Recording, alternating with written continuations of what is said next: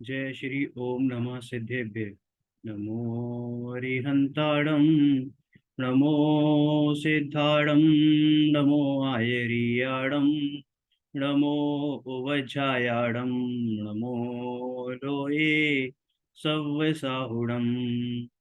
मंगलम भगवान वीरो मंगलम गौतमो गणी, मंगलम कुंद कुंदार्यो जैन धर्मोस्तु मंगलम। सर्वमंगल मांगल्यम सर्वे कल्याणकारकम, प्रधानम सर्वे धर्माणां जैनम जयतु शासनम, जैनम जयतु शासनम। मंगलमयी मंगलकरण वीतराग विज्ञान, नमो ताहि जाते भये अरहंतादि महान। करि मंगल करि हो महा, ग्रंथ करनि को काज। जाते मिले समाज सब, पावे निज पद राज, पावे निज पद राज। मिथ्या भावे अभाव ते, जो प्रगटे निज भाव। सो जयवंत रहो सदा, यह ही मोक्ष उपाव, यह ही मोक्ष उपाव। श्री मोक्ष मार्ग प्रकाशक जी पंडित टोडरमल जी साहब द्वारा रचित ये कालजयी कृति, अनुपम कृति, कर्म सिद्धांत या कर्म फिलॉसफी के बारे में हमारी चर्चा चल रही है। कल तक हमने कर्मों की उदय रूप अवस्था तक देखा था, पेज नंबर 30। आज पेज नंबर 30 पर ही ये सेकंड लास्ट पैराग्राफ है। द्रव्य कर्म व भाव कर्म का स्वरूप और प्रवृत्ति पढ़ते हैं। तथा इस प्रकार यह कर्म है, सो परमाणु रूप अनंत पुद्गल द्रव्यों से उत्पन्न किया हुआ कार्य। किसके द्वारा? अनंत पुद्गल परमाणुओं, है ना। या पुद्गल द्रव्य का मतलब पुद्गल परमाणु, क्योंकि पुद्गल द्रव्य की जो मूल अवस्था होती है वो एक पुद्गल परमाणु होती है। स्कंद तो पर्याय है, ठीक है ना। जब कई सारे पुद्गल परमाणु इकट्ठे होते हैं, जुड़ते हैं, तो वो एक स्कंद बनता है। तो मूल अवस्था तो पुद्गल परमाणु है। तो वही लिखा है, सो परमाणु रूप अनंत पुद्गल द्रव्यों से उत्पन्न किया हुआ कार्य, इसलिए उसका नाम द्रव्य कर्म है, यानी जड़ कर्म है, क्योंकि ये पुद्गल द्रव्यों द्वारा किया हुआ कार्य है। देखो, दो शब्द आते हैं, कारण और कार्य। कारण क्या होता है? जिसमें कार्य होता है। और कार्य जो कार्य होता है, यानी जो आपका फाइनल रिजल्टेंट है, दैट इज कार्य। और जिसमें कार्य हो रहा है वो कारण, ठीक है। जैसे मिट्टी का घड़ा, तो कार्य किसमें हुआ? मिट्टी में। तो मिट्टी क्या हो गई? कारण। और कार्य क्या हुआ? घड़ा, क्योंकि घड़ा रिजल्टेंट है, राइट। सोने का हार, तो हार तो है कार्य, और जो सोना है उसमें जो मूल है, ओरिजिन किसका है? सोने का बेस, वो क्या हुआ? आपका कारण, ठीक है। सोने में ही तो कार्य हुआ है। ऐसे ही जो पुद्गल परमाणु हैं वो कर्म रूप परिणमित होते हैं। और ऐसा नहीं कि हर पुद्गल परमाणु कर्म रूप परिणमित हो। जिन परमाणुओं में कर्म रूप परिणमित होने की शक्ति होती है, मात्र वही पुद्गल परमाणु कर्म रूप परिणमित होते हैं। 5 रूप से पुद्गल का परिणमन होता है, 5 प्रकार से। कैसे? कर्म रूप, जिन्हें हम कारमार वर्गणाएं कहते हैं। आहारक, है ना, आहार वर्गणा, तेजस, और भाषा वर्गणा, और मनोवर्गणा। जो हम शब्द बोल रहे हैं, ये शब्द, है ना, ये पुद्गल की पर्याय है। जो जो भाषा, यानी भाषा या शब्द, ठीक है, ये पुद्गल की पर्याय है। जो मन, मन होता है, जो हम सोचते हैं, विकल्प करते हैं, मन, वो भी पुद्गल की पर्याय है। तो इस तरीके से ये 5 रूप परिणमित होते हैं। आहार वर्गणा, जो ये शरीर आदि, ये शरीर, कपड़े, ये सब क्या है, ये आहार वर्गणा के बने हुए हैं। ठीक है, तो ये इस तरीके से तेजस वर्गणा क्या होती है, जो शरीर में जो या उसमें जो कांतियां होती हैं, कांतियां का मतलब जो आपको दिखाई देता है ना, सुंदरता, कांति, ग्लो। ठीक है, तो वो क्या हो गया, तेजस वर्गणा। तो ये इस तरीके से 5 वर्गणा होती हैं। तो वैसे ही एक जो वर्गणा का नाम है वो है कारमार वर्गणा, जो पुद्गल परमाणुओं में स्वयं में कर्म रूप परिणमित होने की शक्ति होती है। और वो जब इकट्ठे होते हैं तो उनको कारमार वर्गणाएं कहते हैं। और जब वो कारमार वर्गणाएं हमारे हमारी गलती से, हमारे योग के कारण, हमारी कषाय के कारण, ठीक है, वो हमारी तरफ आती हैं और हमसे बंधते हैं। अपने आप से नहीं होता, उनमें कोई ऐसी शक्ति नहीं है कि वो हमारी तरफ आए, वो वेले नहीं बैठे हुए, हम ही उन्हें खींच के लाते हैं, हम ही उन्हें न्योता देते हैं। ठीक है, तथा इस प्रकार यह कर्म है, सो परमाणु परमाणु रूप अनंत पुद्गल द्रव्यों से उत्पन्न किया हुआ कार्य है, इसलिए उसका नाम द्रव्य कर्म है। तथा मोह के निमित्त से, मोह का निमित्त अर्थात हमारे भाव कर्म, मिथ्यात्व के निमित्त से, मिथ्यात्व क्रोध आदि रूप जीव के परिणाम है। मोह कौन करता है, पुद्गल करता है या जीव करता है? जीव करता है। ये कषाय कौन करते हैं, क्रोध मान माया लोभ कौन करता है? जीव करता है। तो वह जीव के परिणाम हैं और उनके निमित्त से वह शुद्ध अशुद्ध भाव से उत्पन्न किया हुआ कार्य है। समझ में आया? मोह के निमित्त से मिथ्यात्व क्रोधादि रूप जीव के परिणाम हैं, वह अशुद्ध भाव से उत्पन्न किया हुआ कार्य है। वह अशुद्ध भाव से उत्पन्न किया हुआ कार्य है, इसलिए इसका नाम भाव कर्म है।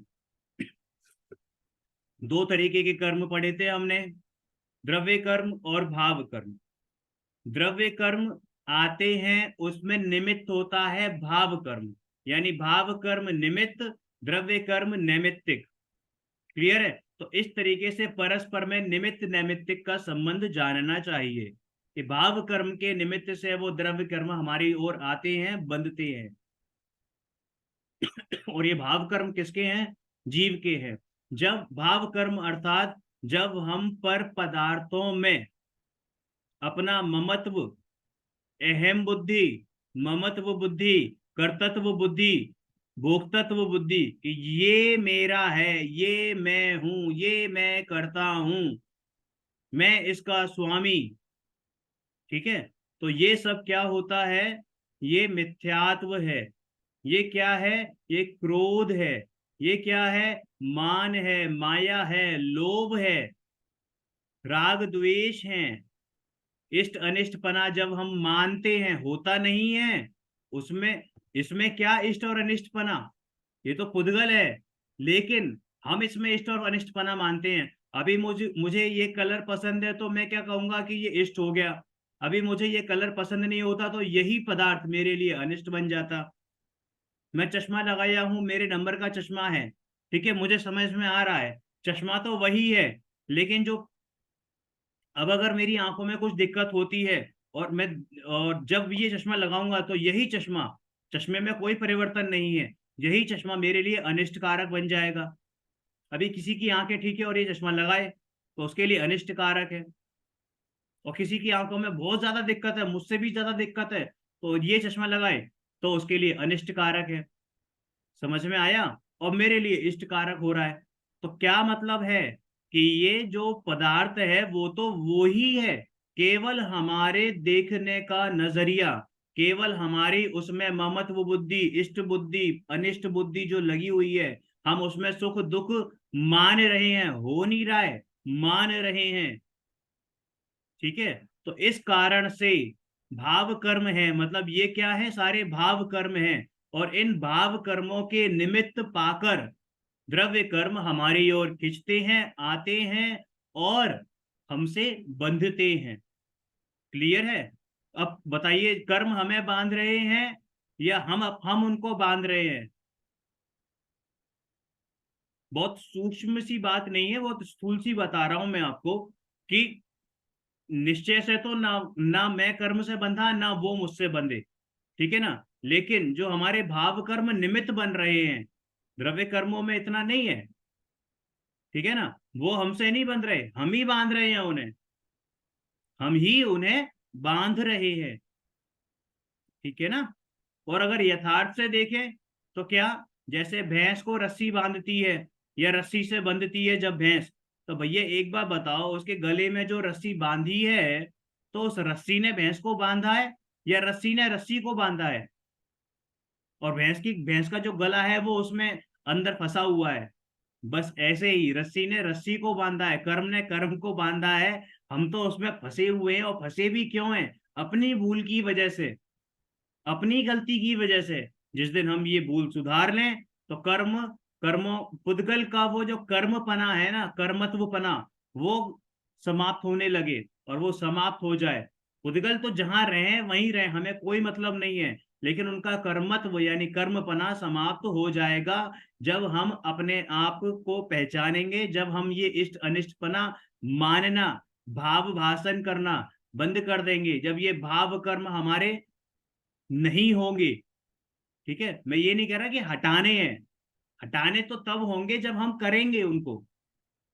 और हम अभी क्या है कि हम कर तो रहे हैं लेकिन हमें मालूम ही नहीं पड़ रहा। समझ में आ रही है बात? भाव कर्म को आप हटाने के बारे में सोचो, तो क्या आप ऐसे हटा लोगे कि मुझे भाव कर्म हटाने हैं, भाव कर्म हटाने हैं, भाव कर्म हटाने हैं? नहीं हटा पाओगे। आप जब तक अपने आप से जुड़ोगे नहीं, ये भाव कर्म नहीं हटेंगे।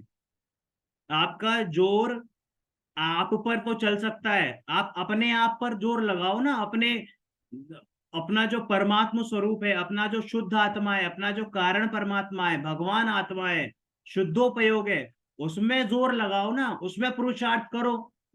ये समझो कि भैया ये पर द्रव्य मेरे नहीं है, मैं अपने में स्वयं पूर्ण,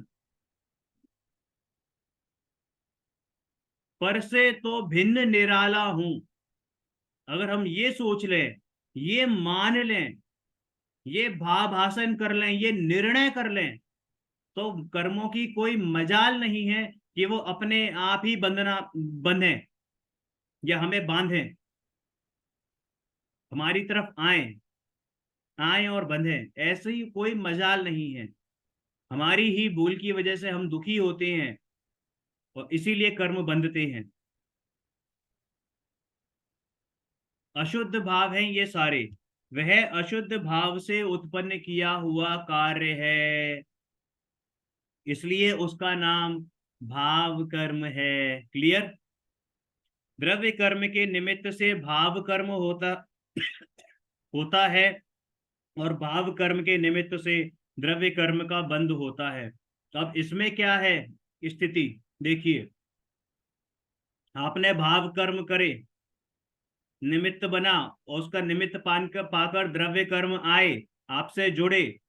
जब ये द्रव्य कर्म आए, आपसे जुड़े, ठीक है, उनका बंधन हुआ, सत्ता में पड़े, फिर जब उनका उदय काल आया, तो उनके द्वारा प्राप्त किए हुए जो संयोग हैं, उनसे हमने अपने आप को जोड़ा, उनमें अपना अपना अपनत्व किया, ममत्व किया, कर्तत्व किया, भोक्तत्व बुद्धि लगाई, अहमपना किया, एकत्व पना किया।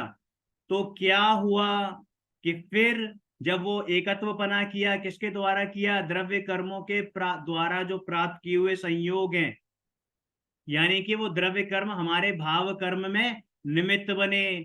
तो इस तरीके से इन दोनों का निमित्त नैमित्तिक संबंध है। द्रव्य कर्म भाव कर्म के निमित्त हैं, और भाव कर्म द्रव्य कर्म का निमित्त, द्रव्य कर्म भाव कर्म का निमित्त, और भाव कर्म द्रव्य कर्म का निमित्त। लेकिन लेकिन दोनों में से कोई भी पुराना द्रव्य कर्म निमित्त नहीं बनता, नया द्रव्य कर्म निमित्त बनेगा, क्योंकि द्रव्य कर्म के प्राप्त जो द्वारा प्राप्त हुए संयोग हैं, वो तो नए हैं ना।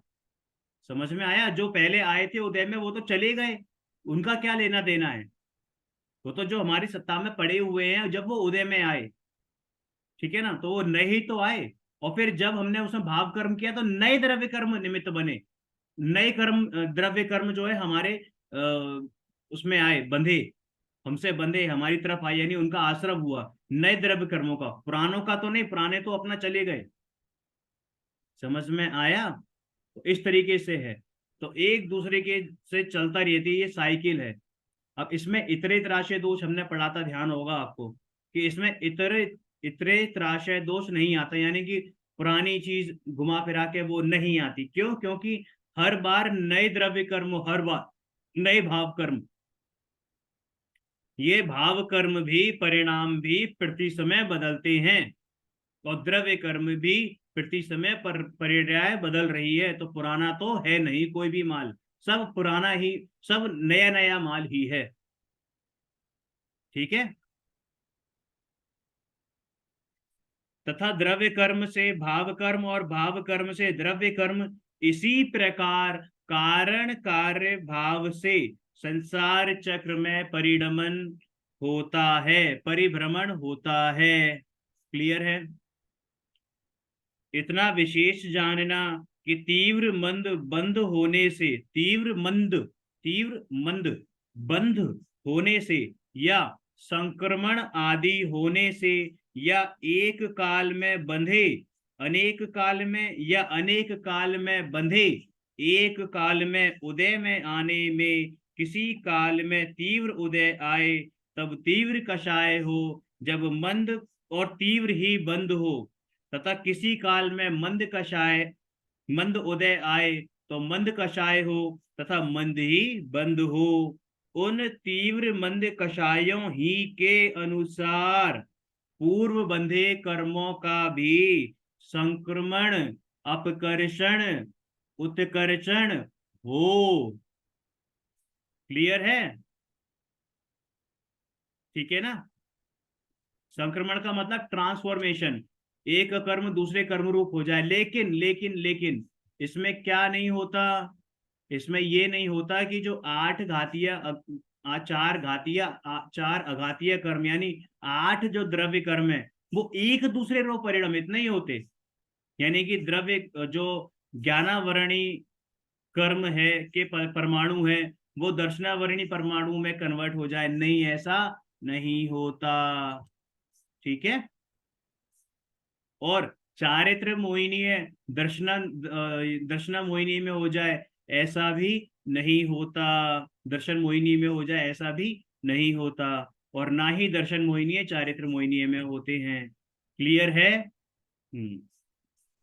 इस प्रकार अनादि से लगाकर धारा प्रवाह रूप द्रव्य कर्म और भाव कर्म की प्रवृत्ति जानना, अनादि से ऐसा चलता आ रहा है।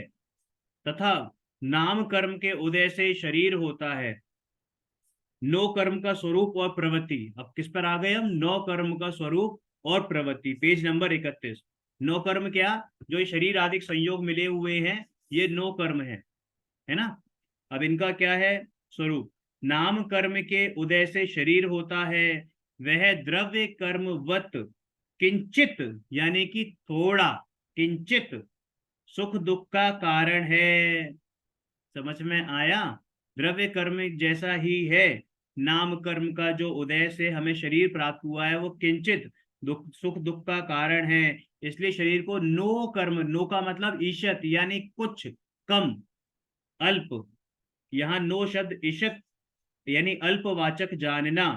सो शरीर पुद्गल परमाणुओं का पिंड है, सो शरीर पुद्गल परमाणुओं का पिंड है। और द्रव्येंद्रिय, द्रव्य मन, श्वासोश्वास तथा वचन, ये भी शरीर के ही अंग हैं। ठीक है। इन्हें भी पुद्गल परमाणुओं के पिंड जानना।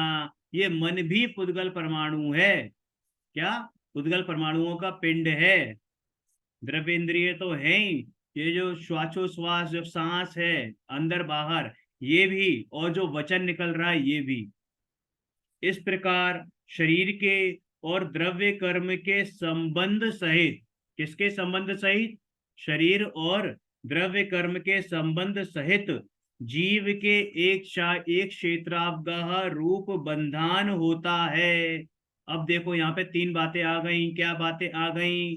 कि जो अपना जीव है, यानी मैं, और जो द्रव्य कर्म है, जो बंधे हुए हैं वो, और ये शरीर यानी नौकर्म, इन तीनों का कैसा है, एक क्षेत्र अवगाह रूप है, संबंध है। एक ही क्षेत्र में अवगाहन लेते हुए दिखाई दे रहे हैं, लेकिन तीनों के प्रदेश भिन्न भिन्न हैं, एक दूसरे को छुआ भी नहीं है एक क्षेत्र में होते हुए भी। आत्मा ने शरीर को नहीं छुआ, शरीर ने आत्मा और द्रव्य कर्मों को नहीं छुआ। यहाँ तक कि ये जो शरीर है उसने भी द्रव्य कर्मों को नहीं छुआ। ये शरीर पुद्गल परमाणु अलग है। ठीक है। सो शरीर के जन्म समय से लेकर जितनी आयु की स्थिति हो उतने काल तक शरीर का संबंध रहता है, तथा आयु पूर्ण होने पर मरण होता है, तब उस शरीर का संबंध छूटता है। किसका संबंध छूटता है? शरीर से संबंध छूटता है जब मरण होता है। शरीर आत्मा अलग अलग, वो वाला शरीर, हर शरीर नहीं, केवल ये वाला शरीर और आत्मा अलग अलग हो जाते हैं, तथा उसके अनंतर समय में अथवा दूसरे तीसरे या चौथे समय जीव कर्मोदय के निमित्त से नवीन शरीर धारण करता है। वहां भी अपनी आयु पर्यंत उसी प्रकार संबंध रहता है, वहां भी अपनी आयु पर्यंत उसी प्रकार संबंध रहता है। फिर मरण होता है, तब उससे संबंध छूटता है। ये साइकिल चलती रहती है जब तक कि हम अपने स्वरूप को पहचानते नहीं हैं। इसी प्रकार पूर्व शरीर का छोड़ना, नवीन शरीर का धारण करना अनुक्रम से हुआ करता है। इजी लैंग्वेज है, समझ में आ गया होगा, और नहीं आया हो तो दो चार बार पढ़ोगे तो अपने आप समझ में आ जाएगा। तथापि यह आत्मा, यह मैं, यह आत्मा यद्यपि असंख्यात प्रदेशी है, तथापि संकोच विस्तार, कॉन्ट्रैक्शन एक्सपेंशन, कॉन्ट्रैक्शन एक्सपेंशन,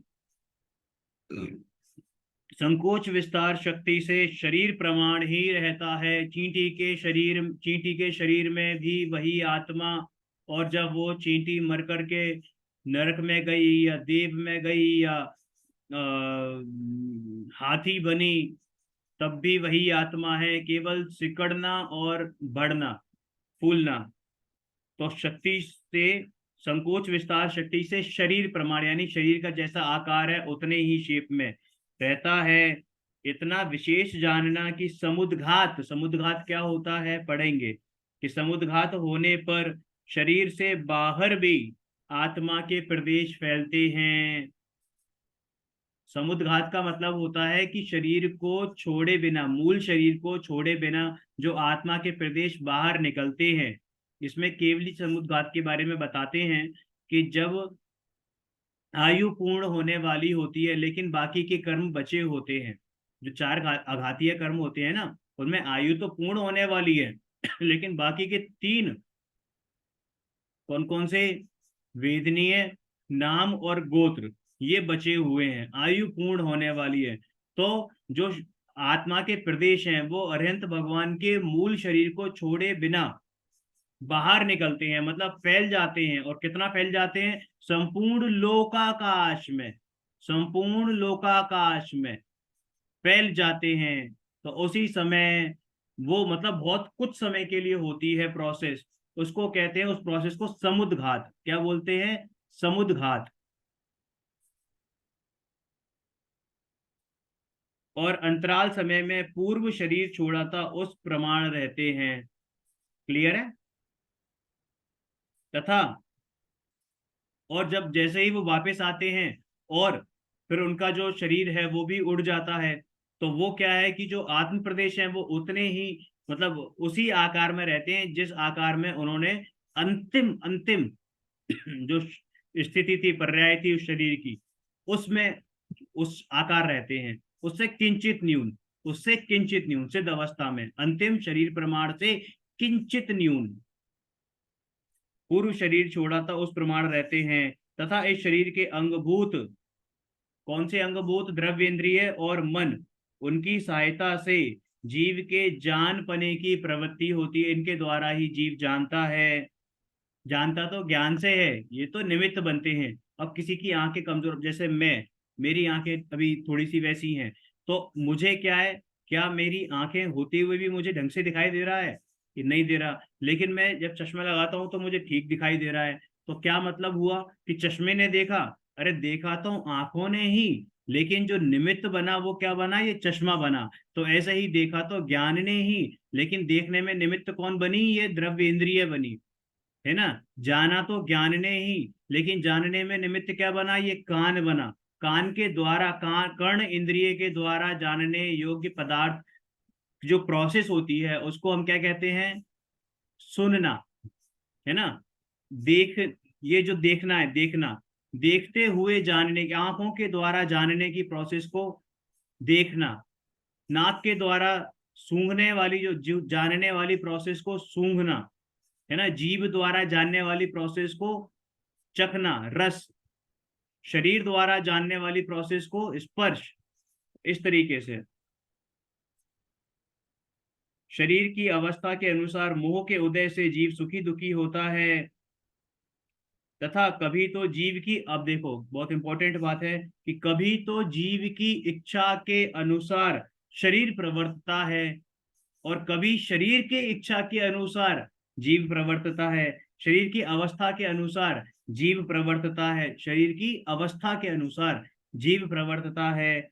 और कभी अन्यथा यानी कि कभी जीव अन्यथा इच्छा रूप परिवर्तता है, यानी कि जो इच्छा है लेकिन वो नहीं हो पा रहा। उद्गत अन्यथा अवस्था रूप प्रवर्तता है ना। जो हम चाह रहे हैं वो नहीं हो पा रहा, जो चाह नहीं रहे थे वो हो गया। इस प्रकार इस नो कर्म की प्रवृत्ति जानना। क्लियर है? ये और पढ़ते हैं नित्य निगोध और इतर निगोध, इसके बाद फिर देखते हैं।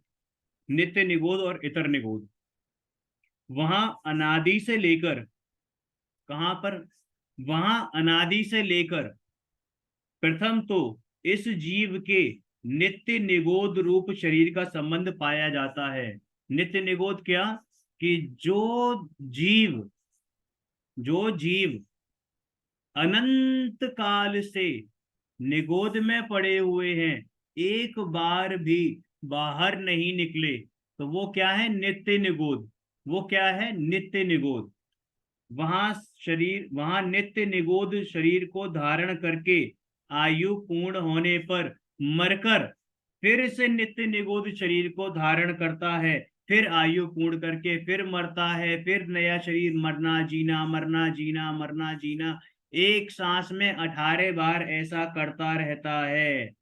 किसमें? एक सांस में 18 बार ऐसा करता रहता है, जीना मरना चला रहता है। इस प्रकार अनंता अनंत प्रमाण सहित जीव राशि है। इस प्रकार अनंता अनंत, अनंता अनंत पूरे लोक में नित्य निगोध में जीव भरे पड़े हैं।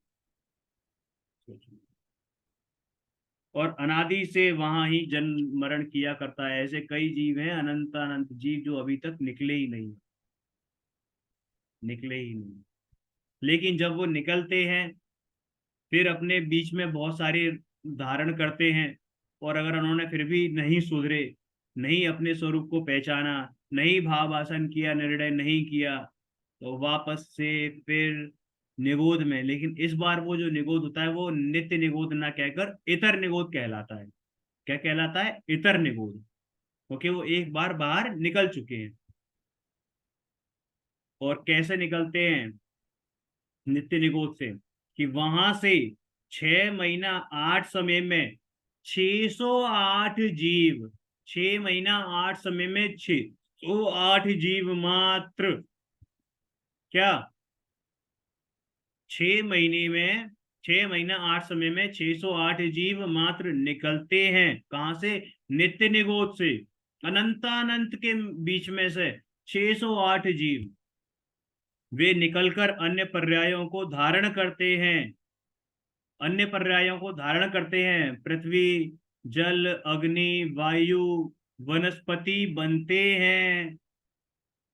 एक इंद्रिय पर्याय धारण करते हैं। एक इंद्रिय तो नित्य निगोद वाले भी होते हैं, लेकिन वो क्या है कि सबसे जघन्य अवस्था होती है जीव की, है ना, सबसे जघन्य अवस्था की, एक सांस में 18 बार जन्म मरण। उसके बाद फिर वो स्थावर पर्याय धारण करते हैं, 6 महीना 108, 6 महीना 8 समय में 608 जीव। ठीक है। फिर दो इंद्रिय से लेके पंचेंद्रिय तक वो सारी चीजें होती हैं। ठीक है। त्रियंच मनुष्य देव, वो सब पर्यायों में भ्रमण करते हैं।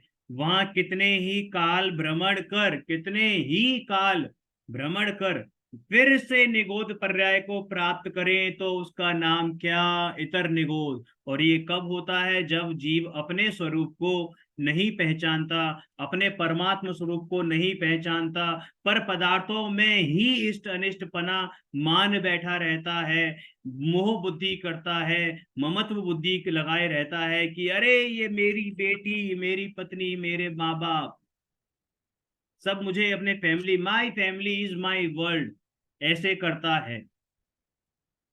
या फिर शरीर से मोह रखेगा, या फिर उन चीजों से रखेगा जो मेरा नहीं है। मेरा मतलब क्या? मेरे परमात्मा स्वरूप का नहीं है। अरे एक बार अंदर झांक के तो देख भैया, भगवान है, बना बनाया भगवान। हूँ परमात्मा चू, एम नक्की कर। मात्र नक्की करना है, मानना है कि मैं परमात्मा ही हूं। मात्र नक्की करना है भैया, बनना नहीं है, मानना है। मानेगा तो ये, जब तेरी मान्यता पुष्ट हो जाएगी, बिल्कुल अखंड हो जाएगी, दृढ़ हो जाएगी, तो ये जो बाहरी संयोग तुझे दिख रहे हैं ना, वो भी धीरे धीरे करके छूटने लगेंगे। आश्रमों का अपने आप क्षय होना स्टार्ट हो जाएगा। क्लियर है? तथा वहां कितने ही काल रहकर, फिर वहां पर कितने ही काल, अनंत काल, यहाँ साल दो साल की बात नहीं हो रही है, हजार दो हजार साल की बात नहीं है, लाख दो लाख साल की बात नहीं है, लाखों करोड़ों सागरों की बात है। यानी असंख्यात इंटू असंख्यात इंटू असंख्यात इंटू असंख्यात, टू दी पावर इंफिनिटी की बात है। इतना काल व्यतीत करता है कहां पर? निगोध में।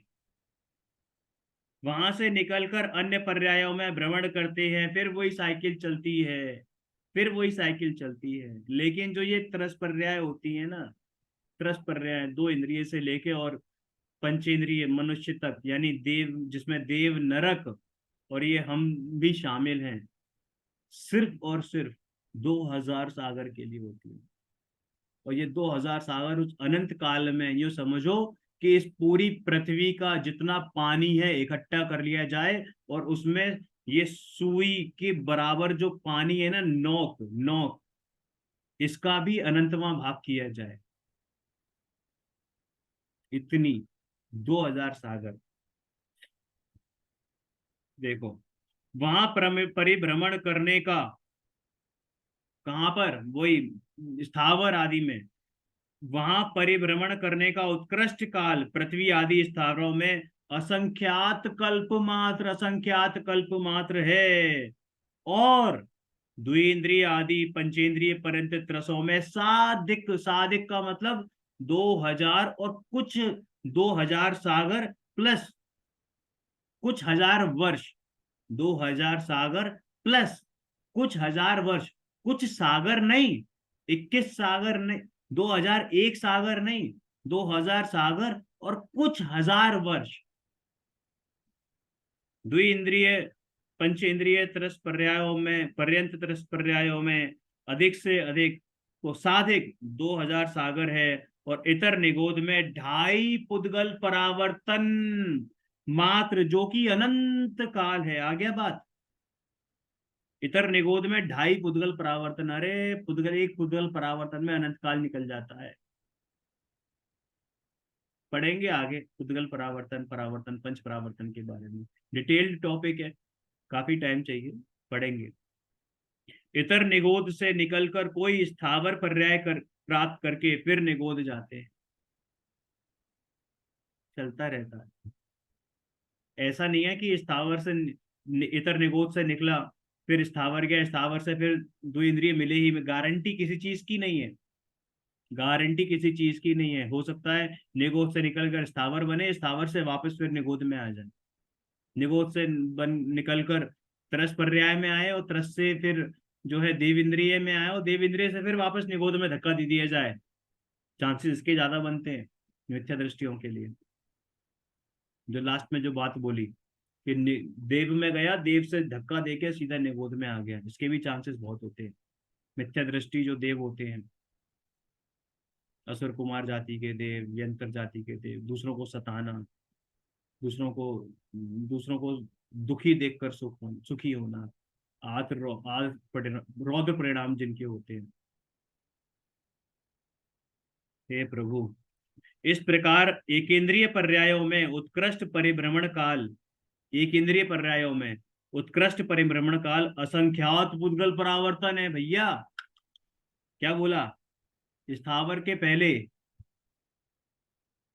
एकेंद्रिय पर्यायों में क्या है? उत्कृष्ट परिभ्रमण काल असंख्यात पुद्गल परावर्तन मात्र है, और जगह ने तो सर्वत्र एक अंतर्मुहूर्त काल है। मतलब कम से कम काल तो हर जगह एक अंतर्मुहूर्त रहता है। इस प्रकार अधिकांश तो एक इंद्रिय पर्यायों को ही धारण करता है। हमको ही कहे कि हमने इतना समय नरक में बिता दिया, हम मनुष्य में हो गए, मेरे को 40 साल, 42 साल, 45 साल हो गए, और अब अरे भैया कुछ नहीं है, कुछ भी नहीं है। अनंत काल निगोद में निकाला है, और मैक्सिमम टाइम फ्रेम हम अपना निगोद में ही निकालते हैं। मैक्सिमम टाइम, मैक्सिमम टाइम 24 घंटे में सेकंड का नैनोवा हिस्से से भी, का भी नैनोवा हिस्सा, उसका भी नैनोवा हिस्सा, उसका भी नैनो सेकंडवा हिस्सा, वो आप एक इंद्रिय से ऊपर जा पाते हो या स्थावरों में जा पाते हो। इस प्रकार अधिकांश तो एक इंद्रिय पर्यायों को ही धारण करना है। अन्य पर्यायों की प्राप्ति तो काकतालीय न्यायवत जानना। काकतालीय न्याय मतलब क्या? कि कोई कौवा भूखा और रोटी की तलाश में भटक रहा है और ऊपर जा रहा है ना? वो पेड़ के नीचे से निकला, अचानक से वो पेड़ में से फल टूट के गिरा, और उसके आके, या वो ऊपर उड़ रहा है और ऊपर मुंह चोंच उसकी खुली हुई है, ऊपर कोई बाज जा रहा है रोटी लेके, या कोई और चिड़िया जा रही है रोटी लेकर, उसके मुंह से वो रोटी छीन छूट गई और उस कौवे के मुंह में आ गई। तो ऐसा कब होगा, कितनी बार होगा? इसे कहते हैं काक तालीय न्याय। कितनी बार होगा? अरे अनंत बारों में एक प्रोबेबिलिटी कितनी है उसकी? कितनी प्रोबेबिलिटी है उसकी कि वो ऐसे मुंह खोल के जाएगा और ऊपर से कुछ गिर जाएगा? कितनी है प्रोबेबिलिटी? तो बस वही है, यहाँ भी यही प्रोबेबिलिटी है भैया। अगर नहीं सुधरे तो बेड़ा गर्क है, दोबारा से गर्त में गिरना। कब तक गिरेंगे, कब तक गिरेंगे? अपने स्वरूप को समझे बिना तो बस गिर ही रहे हैं, गिर ही रहे हैं, गिर ही रहे हैं।